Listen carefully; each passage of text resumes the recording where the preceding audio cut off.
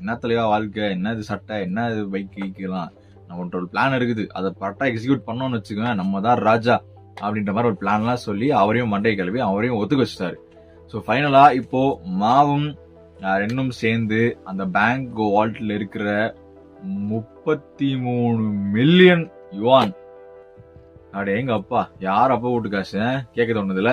So அவ்வளவு பெரிய amount எடுத்துட்டு வராங்க. இதை வந்துட்டு ஒரு நமக்கு இன்னும் புரியுற மாதிரி சொல்லணும்னா கிட்டத்தட்ட ஒரு 4.5 மில்லியன் US வரும். ஸோ கணக்கு போட்டோம் அப்படின்னா அமௌண்ட்டை எடுத்துட்டு வந்துடுறாங்க. கொஞ்சம் கொஞ்சமா ஒரு எடுக்கிறாங்க.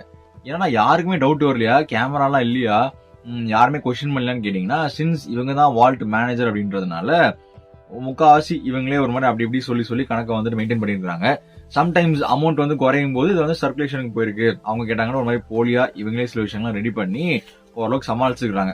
ஏன்னா கொஞ்ச நாள் தானே, அதுக்கப்புறம் இவங்க தான் லாட்டரி ஜெயிச்சதுக்கு அப்புறம் அமௌண்ட்